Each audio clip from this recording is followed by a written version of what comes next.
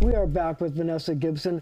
I'd like to continue talking about the youth facilities that you're building and your outreach to try to prevent people from living a life of crime, especially young kids. Absolutely. So I have an incredible relationship with our anti-gun violence organizations, from RTG, Guns Down, Life Up, BRAG, Save Our Streets, and Standing Up to Violence. They do a lot of work to intercept violence with their credible messengers and trusted partners, but we're not reaching all the young people we need to. Many of them are in Summer Rising, they're in after school, they're in DYCD, they're at the rec center, but the ones we need to get to that are involved in violence right now, as young as 12, we really need to find a better way to get to them. Occupying the block, being outside, and we have to offer them something better. Is it more activities? Is it? I think it's more activities tailored to what they are interested in, right? So all young people are on gaming and you know, video gaming and tech and coding and so many different things around technology. We have to make the programming tailored to their needs and their interests, and we have to make it attractive. Everyone's doing TikTok videos everywhere, right? So we have to be on TikTok. We have to talk about what is happening within our communities, and importantly, we have to get to parents, because many parents know their teenagers are involved in violence and they're out of control and they cannot get them back in control, and so we need to get to parents as well. So let me ask you this. I wonder how you feel about the recent congressional elections. I know that Daralisa Villas-Chevalier won in a district that includes parts of the Bronx. It shows that the DSA is making inroads around the city and around the nation. How do you feel about that? And do you feel that the Democratic Party is answering the needs of voters today?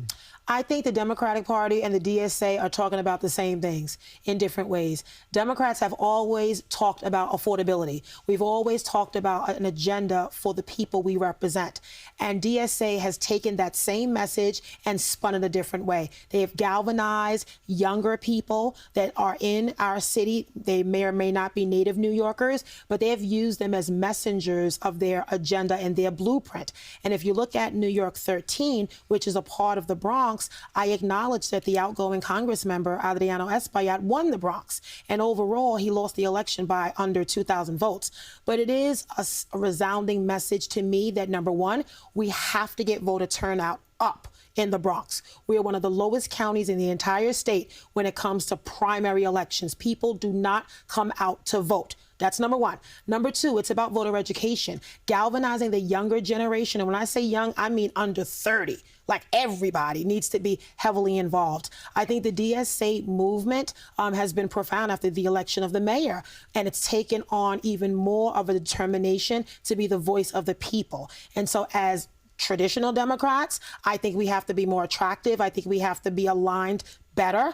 I think as a county in the state of New York, we need more support from the state Democratic Party, because we don't get it where we need it. They go to the areas where they really need to maximize on a lot of the tighter races with tighter margins. I get it, but don't ignore the Bronx. The Bronx is a borough of opportunity if you see beyond what we have today. And so there's a lot of room to grow. Do you think that the Democratic Party, traditional moderate Democrats, should change their message to be more attuned to what young people are saying, that there's a missed opportunity? I think the traditional moderate Democrats should always align their priorities with the voices of the people. And you really have to listen, right? I try to talk less and listen more. And I try through my youth council, through the appointments I make on my community boards, I always try to bring young people to the table. As older New Yorkers, we can't be afraid to embrace young people, because they have great ideas, they are ambitious, they have energy. And you know what, Marcia? If you don't include them, they will find a way for their voices to be heard. So I wonder, you know, because everything is about affordability and economic development, how do you attract more businesses, different kinds of businesses, without displacing the ones that are already there? I think you do it by attracting more businesses in a way that talks about the Bronx being a tourist destination, a global destination, the birthplace of hip-hop. So what kind of businesses would you like to see as a tourist destination? So I've been getting more Mediterranean businesses. I have Greek American. I have, of course, my traditional Latino, Hispanic, Caribbean American. I have Savor the Bronx Week going on now through Sunday, July 12th. And I have over 40 businesses from City Island to Riverdale to Kingsbridge to Little Italy to Belmont, all these great spaces of commercial corridors and businesses, and it's activating them. It's bringing them to light. They're offering prefixed menus. They're offering specials, and I love that. And I understand the generational restaurants that I would never let go of because they're still operating, and they are part of the core of the Bronx. I would never lose sight of them, but I would always engage them to see if there's more ways they want to be involved. Are you on social media, right? Are you talking to your customer base? Because customer base for restaurants is changing. We're not all going out to eat and dine local anymore, but with World Cup and FIFA, the amazing Jay-Z concert coming this weekend to Yankee Stadium, there's a way to activate that and to bring more momentum to the Bronx in a different way. So I'm a tourist. Okay. What should I come and see in the Bronx? So if you're not coming for a Yankee game or NYCFC or Jay-Z concert, you are going to the Botanical Garden, the Bronx Zoo, Blecones Theater, Wave Hill, a cultural institution. You're going to Orchard Beach, City Island. You're going somewhere, right? It depends on what do you want to see? Like, what do you like? What are your favorite things to do while you're visiting New York? What do you want to see? Historical landmarks, monuments, like, so it depends. So basically saying the Bronx has everything. The Bronx has everything, yes, including a beach. So if I said, what 3 things in the Bronx should I not miss? What would you say? Hard to say. I would say don't miss the Bronx Zoo, the Botanical Garden, and the Bronx Children's Museum, if you have kids. Okay. So let me ask you something else. What else, if you were trying to develop the waterfront, would that be something that you would want to do in terms of economic development that might bring more people, not just Orchard Beach, but, you know, waterfront development, maybe housing, mixed use? Is that something that you think would help rejuvenate the Bronx? Absolutely. We're already doing that along the Harlem River. 2 years ago, we opened up 542 units of new affordable housing with L&M along the Harlem River. The first and second levels are going to be the site of our first ever new hip-hop museum that opens at the end of this year. It's built along the waterfront. We've expanded Mill Pond Park. The Children's Museum is right next door. And south of that, at 149th Street along the Harlem River, we have a large public park, $100 million, more housing along the waterfront. And we want to activate that with expanded ferry service because we need people to get around. Hip-hop. Talk to me about hip-hop. Birthplace of hip-hop, over 50 years, you know, August 11, 1973. It started in the Bronx. We renamed Sedgwick Avenue as Hip Hop Boulevard. We're opening the Hip Hop Museum with the entire team, Rocky Bucano. Ruben Diaz is the Board of Trustees chair. And we're opening the first ever Bronx High School of Hip Hop in this fall, this September. Really? September, District 9. You're going to teach kids to do hip-hop? So we're going to teach kids about the hip-hop education from the perspective of being a producer, a writer, an engineer, not always the rapper, all kinds of career pathways we're going to teach in the Bronx. I'm very excited about that. Shout out to the inaugural principal, Jason Reyes, and everyone in District 9 because it's been fantastic working with them. So New York City, because of climate change, seems to have a lot of heat waves and storms, floods and all these things. Do you think the Bronx is ready to deal with all these things? I know that in the most recent heat wave, I saw a lot of press releases from Con Ed that said they're cutting power in different sections of the Bronx. Are you unhappy with the way the Bronx is powered, and do you think the Bronx is ready for all this heat, the floods, the whole 9 yards? Well, I've learned a lot that the Bronx is powered in a very different way. There is a power plant in Westchester County that provides energy to parts of City Island and Throgsneck because we had an outage during the heat wave. Parkchester, when they lowered the reduction to 8%, we had a complete water outage and power outage there as well. And I think we can always do better. I don't think we're ready for the next major storm because parts of our borough historically flood.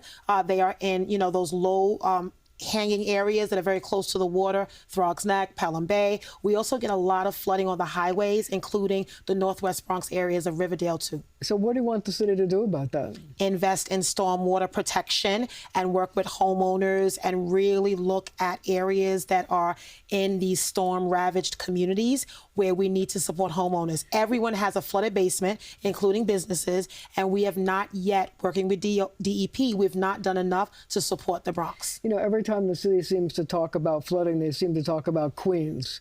Because Queens gets a lot. But what about the Bronx? I agree. And I've always sounded the alarm. You know, the Borough DEP Commissioner, Effie, has been great. She's been helping us from the water main breaks I get because of our old pipes that we represent to a lot of outages. Even if it's turbulent weather, it's heavy rain, we still have power outages. So is there any one issue with the mayor that you don't agree with that you'd like to see changed? Well, I've been working with the mayor for the past 7 months now. I've had a chance to meet with him one-on-one and outline my agenda. He is very amenable to working with me on maternal health and building a Bronx birthing center in the borough. I've talked to him a lot about youth development and how we keep young people safe. I would like to see him work more with Bronx elected officials, do maybe a roundtable and get us all together, because it feels like we all work in silos and we shouldn't, because we're all talking about the same things: affordability, safety. We're talking about everything that matters and everything that electeds in the Bronx have always worked towards. So I see a lot of great ideas coming from the administration, but I want to make sure that this administration is supportive of Hunts Point Food Distribution Center, the Metro North expansion with access to Penn Station. Kingsbridge Armory is a big deal, and I need them to be on board and support everything that the prior admin has done, and really a lot of our major capital projects that are bringing tremendous amount of jobs, including Bally's.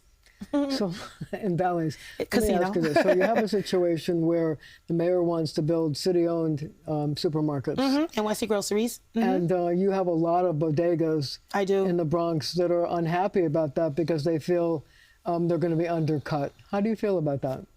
I think we have to find a very delicate balance. I work with the Bodega Association and NSA that represents supermarkets, and I understand I will always support them because they create jobs, they stimulate the economy, they've always been partners with us.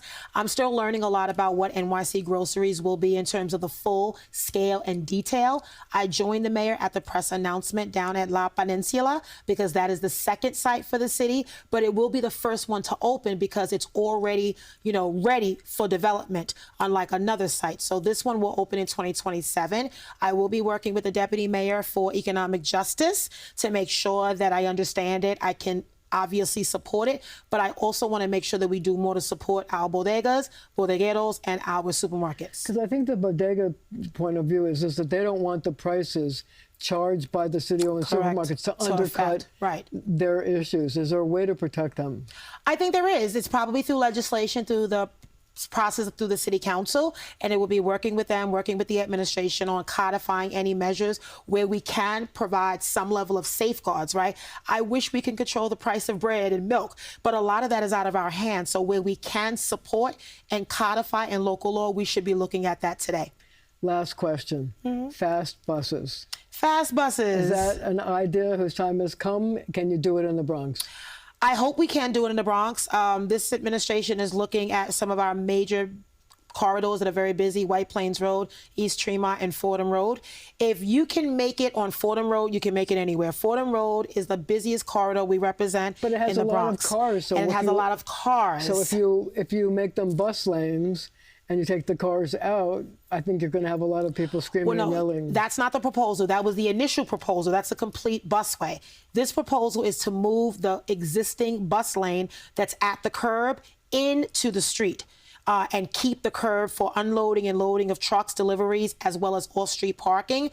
The middle lane would be the bus lane, and then the far left lane would be the traffic lane. It is going to have an impact. But it's going to take away traffic lanes. It will take away one traffic lane. Yes. There's going to be congestion. Yes, I know. I have lots of concerns, and I'm very uneasy about it because I don't know how it would work. The Bronx is a borough of cars. The Bronx, yes, it is. And people don't realize that because we have a high car ownership, car registration. It's not always documented because they're not New York registrants, but they are Bronx residents compared to the number of public, bus riders. There are 90,000 bus riders on the Fordham Road corridor every day. That's a lot of people, and we have to acknowledge that. But I don't want this administration to move in a way that doesn't recognize unintended consequences. Because one thing about Fordham Road, from the west side by 207 all the way to Pelham Parkway, there are residential neighborhoods from Valentine, Marion, Walton, Morris. All those streets are apartment buildings, and there are people. And guess what? They drive. They double park.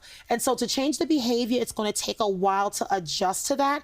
I spoke to the New York City Transit president this morning, and I said, congratulations, but is this going to work? And where are my new buses? Because I want new buses. And how many new buses? Go ahead, give me your wishes. How many new buses do you want? As many as I can get. A good answer. And on that note, thank you so much for joining me. Thank you. And thank you at home for joining us as well.